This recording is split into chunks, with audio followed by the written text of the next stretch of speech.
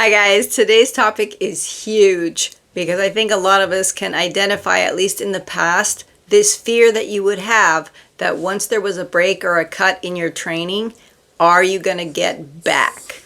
Now, thankfully, if you have a long career of having done different sports, different physical activities, you'll know yourself, so you'll know where you're at.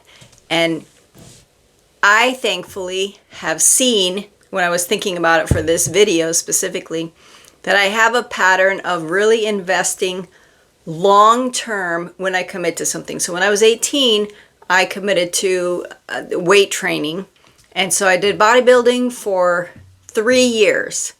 And then I transitioned into gymnastics. That lasted 8 years. Parallel with that, I was doing ballet one-on-one with a private teacher. That was also 8 years.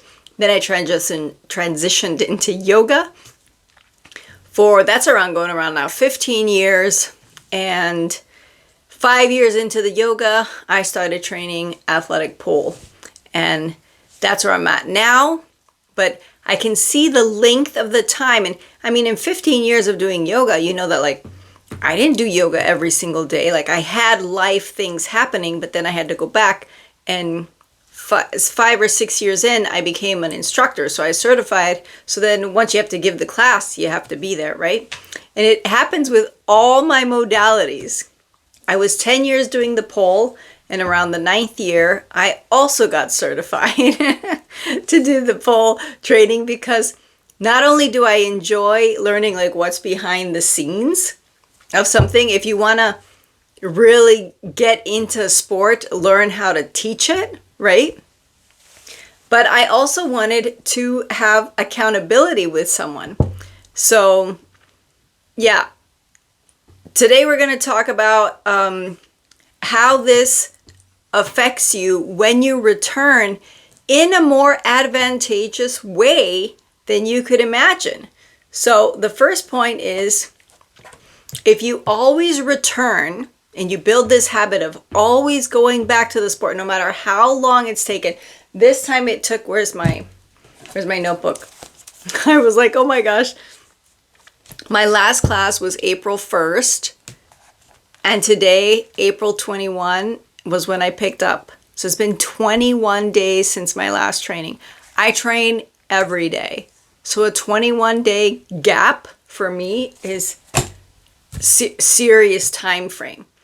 But still, I just went in today, opened the class. I'm like, hey, I'm back. I do online with my trainer that lives in another country. So yes, it was brutal, but we're going to talk about all this right now. So if you always go back, if you always return, one, you build this resilience inside yourself, but you can trust yourself. And because you can trust yourself, because I knew I was ill, I was really sick during these 2 weeks. I mean, I have a little bit still left. The residual, I'm coming back.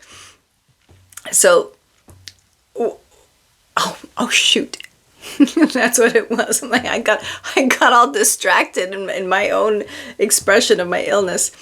If you can trust yourself, I wrote, then you can be fully gone. I love that. So when I was sick, I'm like, I'm sick, I'm out. There was no regret, no questioning, no little things like, oh, I'll try or I'll do a little bit. I did my own mobility and my joint mobilizations for giving massage therapy because I do body work anyway.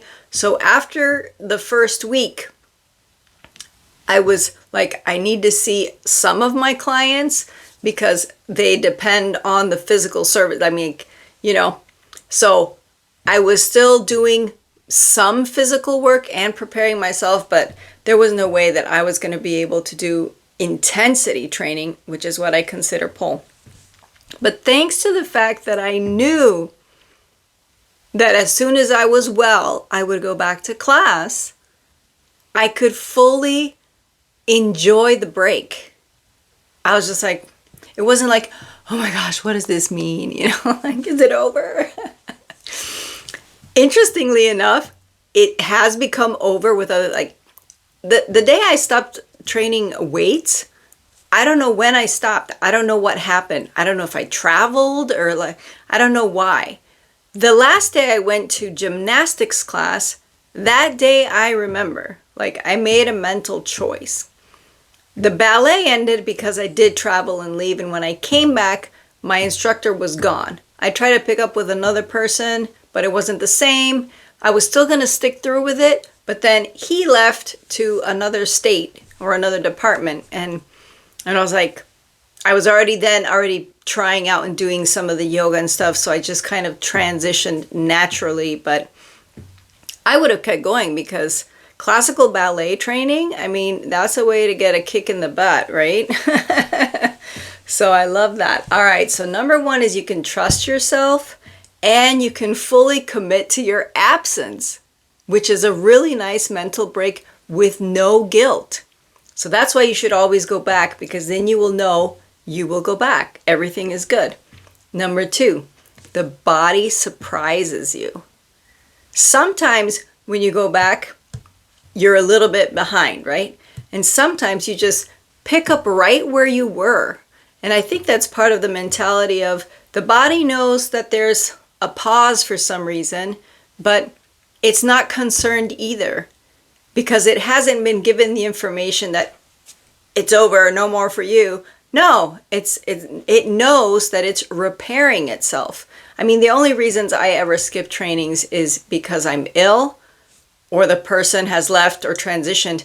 But even then, I try to find someone else or another place to go if I want to continue in that modality. I mean, throughout yoga, the first 5 years, I had the same instructor, but then I had to switch. You know, the people are not in the same place, but I continued with yoga, even being in the United States, being back in Bolivia, being in the States, back in Bolivia. I could always find someone that was giving a class that I could tune in with, right?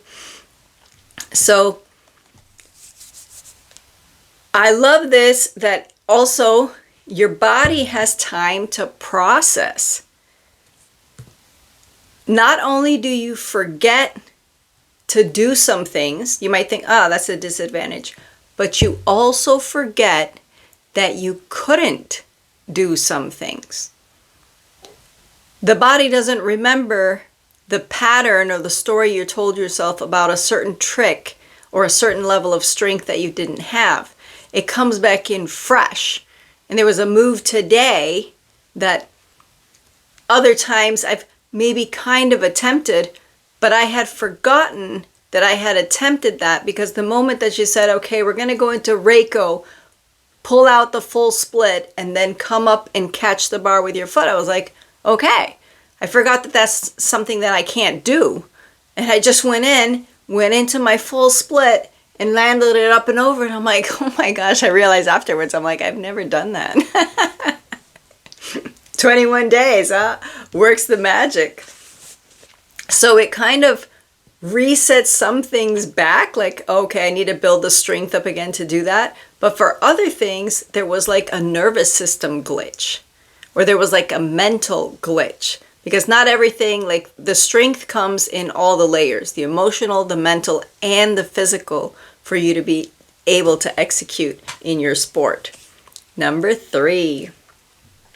This one is well known, but what does this give us? So number 3 is you will sleep well again. When you were training before, you probably got used to the good sleep that you get after a good training. Then when I got ill, or when you leave, or you take a pause, or you travel, sleeping kinds of shifts. And since I was sick, the nights were horrid, right? You know, I was like coughing, congested, one side, the other side. It would drain from here, go into the other side. Oh my gosh. I tried to cover my head, and then I crushed this little edge of my ear. And then I was having severe ear pain. I couldn't figure out what was wrong. And then I like kind of pulled on it, and the whole bone cracked. Like, these are part of the things also of getting older, right? I was like, oh my gosh.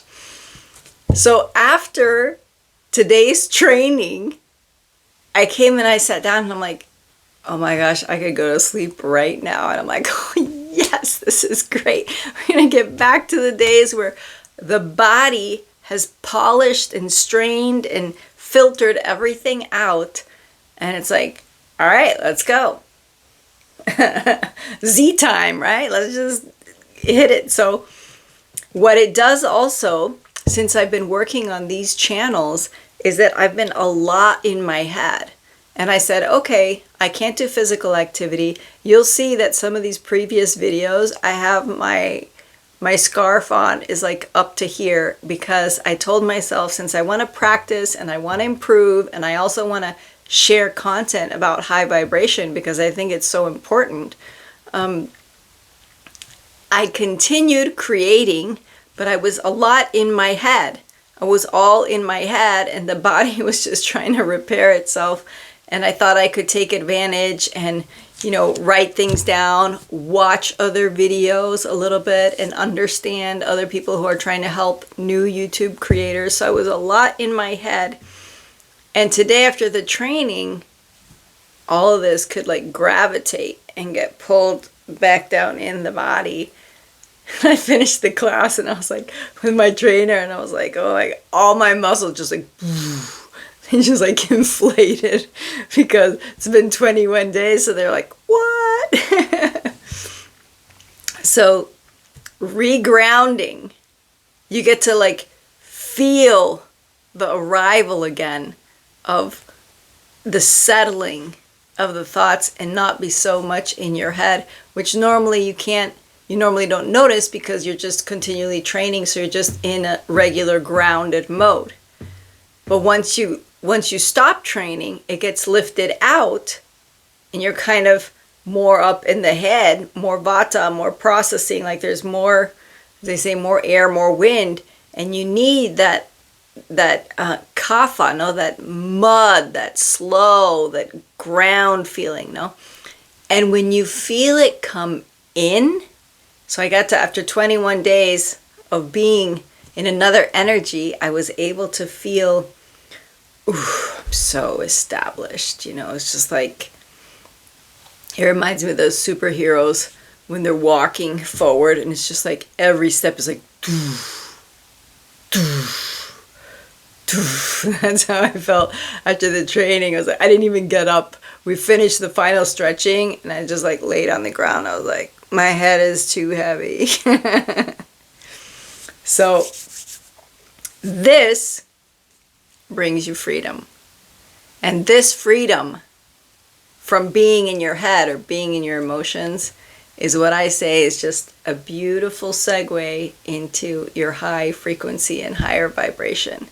It's a balance, but what I like to think about in my work and what I'm trying to offer in this channel is beyond the balance of even, beyond the yin and the yang. I know that it has to be there, but it's like you took both the yin and the yang and said, oop, I'm bringing it up to harmony. So instead of just peace, you want to have harmony. There has to be like a singing, like a sensation, right? That is a little, just like a little pixie dust on your balance. And for me, that's just magical. And hitting that, and when I hit that, and when I arrived there, now several years ago now, and then I decoded it and I said, okay, this can be something this can be a course or a teaching or a project. This can be useful information for people, how they can get there. And you can see that there's some videos about that in the playlists. That's why it's so important to engage in the training. Whatever you do, whatever you're thinking, any doubts you're having, just go back. Go back. You can transition, but until you transition, I would say go back. Let it be like a natural transition. I cannot imagine just a huge gap. And if you're having trouble finding something you can stick to, boy, we need to make a video about that, right? Because I think a lot of things are like, well, I don't enjoy that, or they play the music too loud in that thing, and I'm not for spinning, I don't like the bikes, or, no, I never liked the weight training, and I'm not so flexible, I can't do yoga. Like, I've heard everything. But you need to continue the search. You need to continue the search. And if you're in between things, I mean, there's always the walking, the running, the swimming. I think these are basic ones that anyone can find enjoyable. I enjoy a nice long walk. I enjoy taking my puppy dog for a walk. I don't run anymore, but I used to love running. I have stuff going on with my knee. That's why I like pole, because it's a lot of intensity, but I'm not doing like a continue motion thing for the knee. I use the knee, my knee is strong, but it can't take the repetitive anymore because I ruined it on a hike. It can do a little while, but that's it. And the other is swimming. If I had access to a pool, I haven't, subscribed to the Y or anything like that. But the few times that I have been in a pool environment or had the option for the pool, once you're in the pool, this is really enjoyable. And just make it a thing. Make it a thing that you're going to return as many times as it needs until you find the one thing. I'm going to go as far as saying that even if you transition into dancing, so you're feeling like, oh, but it's not a sport, but like dancing, contemporary, any kind of dancing. I thought belly dancing was going to be super easy, just like ching, ching, ching, ching, boom, boom, boom, boom, boom, right? I was just like, oh my gosh, so much hard work. So much hard work. So don't underestimate the dance either. You will get a massive workout with that as well.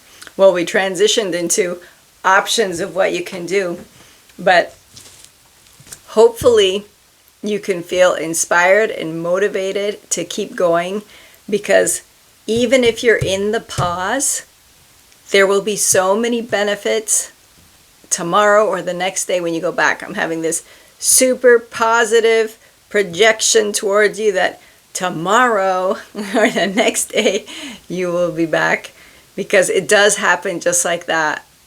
Things just happen just like that. One day you decide, I'm going back, and your world changes.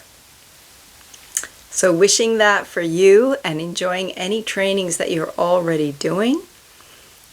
And yeah, just remember that literally every day we wake up stronger, and so will you. Bye-bye.